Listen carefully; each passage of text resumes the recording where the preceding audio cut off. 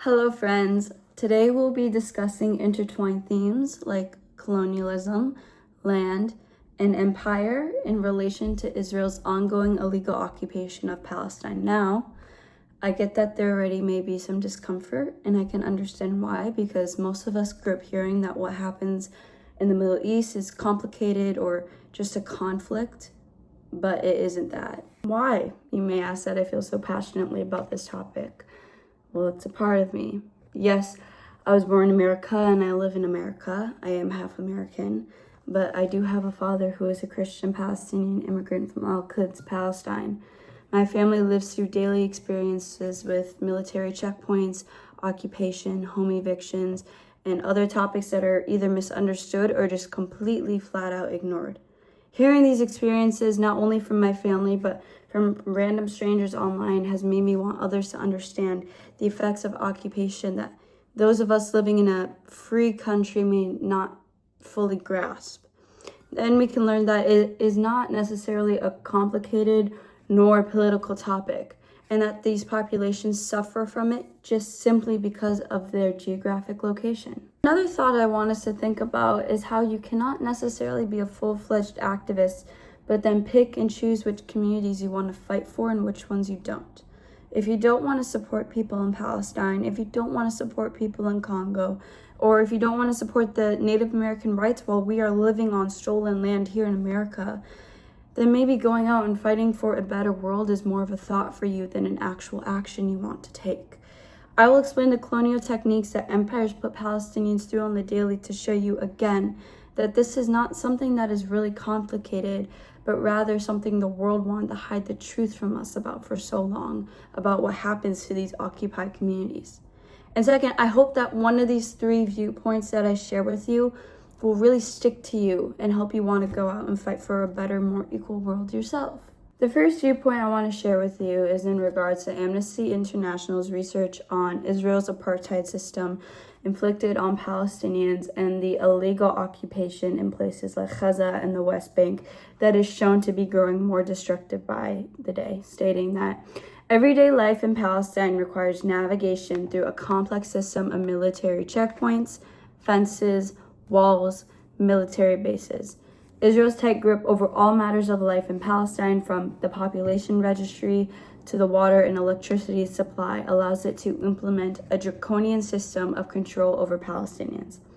Now, just taking one of those many matters of occupation, we can take the military checkpoints, and I want to examine it through the lens of colonial theory. So colonial systems implemented by an empire have not only relied on the acquisition of land, but on different mechanisms that regulate the lives of indigenous peoples. So in this context, checkpoints function as a way to control access to anything: education, employment, healthcare, other family members, food, etc. So that in itself, our first viewpoint, is just the baseline of what colonialism is. Another viewpoint that we can use to understand how empires get away with inflicting colonialism is to look at the Guardian article from our curriculum.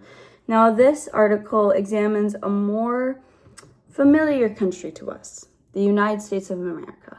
They continue to exercise authority over several different territories, and some of us in the States may not even know that this is happening because our country is labeled as a republic.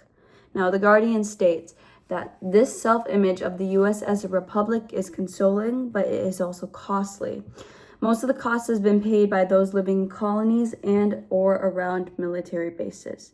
Now, people in Guam, Puerto Rico, and American Samoa are subject to U.S. governance, yet they lack the same sort of representation in the government as those of us in the United States.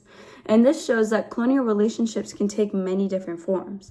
It's not always through direct military occupation like it is for Palestinians, but it can be through political structures that maintain unequal distribution of power. Now, looking at this alongside of Palestine, we now know again that colonialism is not just something that happened in the past, but it is an ongoing structure of land and power inequality.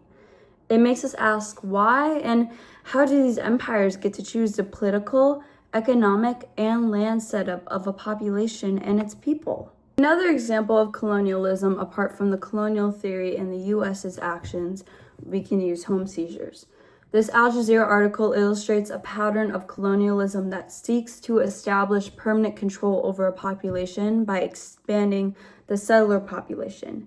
They state that settlers backed by the Israeli state also vandalize homes, set up outposts, attack farmers, and destroy crops and steal livestock under the supervision of the Israeli army. Now, we can use a more pop cultural approach to understand this. Star Wars, for example. That may sound really confusing to you, but trust me. The empire in the film series acts as a dictatorship. They rule through fear and tyranny. Now, the Israeli army and settlers use the same exact tactics as Star Wars and their empire to force Palestinians out of their homes to create their own empire. That's right, empires in our real world, like Israel and the United States, are using the same exact tactics from a sci-fi film series like Star Wars to build an empire.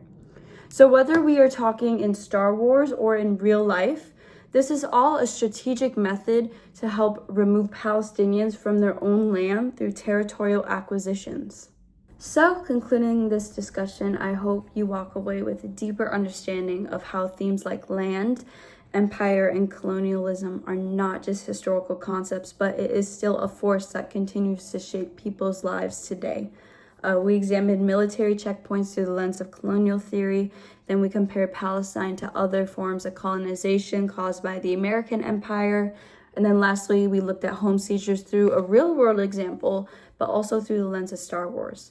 A common theme emerges from these three viewpoints. Control over a land and its people caused by an empire typically aligns with our definition of colonialism. So I want to encourage anyone listening to think critically about the power that causes this inequality in our world. If we really believe in human rights, we must be willing to learn about these occupied communities that people in power have deemed controversial. As my poster says, it all starts with a conversation, and awareness begins with those willing to listen and learn. Thank you for listening to this.